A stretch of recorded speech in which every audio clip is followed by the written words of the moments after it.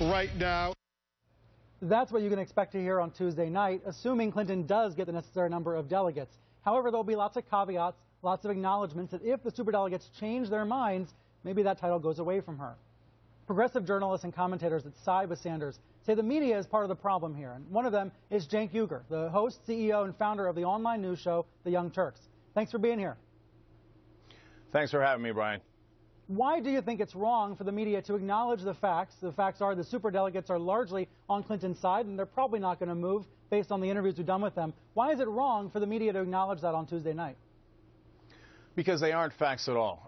So first, let's just acknowledge what are actual facts, that the superdelegates do not vote until the convention. In fact, if they're not at the convention, their votes won't get counted at all, which is almost never said on television. But the superdelegates are the establishment. They're all establishment people, and they're all voting for Clinton, only 46 for Sanders. Now, Brian, you guys, and I mean CNN and all of the establishment press, totally tilted the playing field here from day one by counting those superdelegates, when in fact you know the superdelegates do switch their votes all the time. They switched it in 2008. Hillary Clinton had a 100 superdelegate lead, which completely vanished in 2008. So why did you count them from day one, which was absolutely incorrect? It was, in fact, journalistic malpractice. Why did you guys do that? So you're saying more information is not a good thing. We should hide people from the reality of what the superdelegates.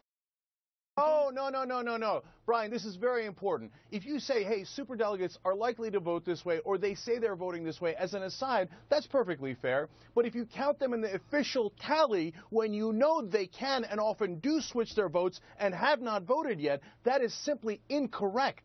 That is not a fact. That is the opposite of a fact. But the Hillary delegates switched because Obama was going to win. In this case, we know the superdelegates are establishment figures or former governors and people like that are clearly pro-Clinton. Nothing's going to happen that's going to change their mind. Again, not true. So, Brian, you say nothing's going to happen. What's going to happen? Tell me. I can tell you exactly what could happen. Are you wishing for an indictment? Are for extraordinary. Hold on. They are for extraordinary circumstances. You know what would be extraordinary? If one of the candidates were indicted. Of course. So you guys keep assuming there will be no indictment. And Brian, I hear you have reliable sources. So tell me, do you have any sources inside the FBI or the State Department that have already told you that she is not going to get indicted? Because that would be news. I do not. I cover media, not the FBI. But the indications at the moment are that she hasn't been interviewed by the FBI. I hear what you're saying about the indictment, but other than that, it seems to me you're misleading your audience, giving them more hope than they should actually have. You think about what's going to happen on Tuesday at 8 p.m. New Jersey's going to close. That's not true at all. And for the first time in the history of this country, frankly, this is really exciting to say. For the first time in the history of this country, we're going to have a female nominee of a major party. I don't care if you're Republican or Democrat or Libertarian. That's something this country should note and acknowledge. And don't you think it's a shame that the Bernie Sanders talk is going to overshadow what we can all agree is a historic milestone?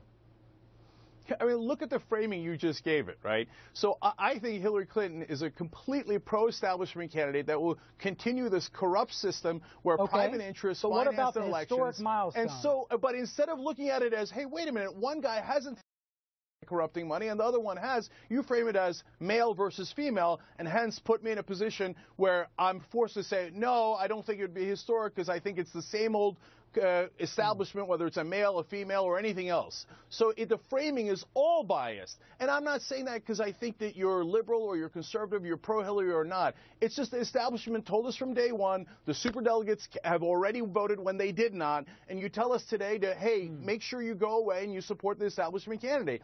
And you're wrong about how I've presented it on the show. I tell people about the delegate math all the time. And as Bernie Sanders himself acknowledges, it is an uphill battle for him to win more pledged delegates, a massive uphill battle, right? And I've said, and I've challenged Bernie Sanders on my program, and I said, look, if there are more pledged delegates on her side and there's no indictment, well, then the race is over, right?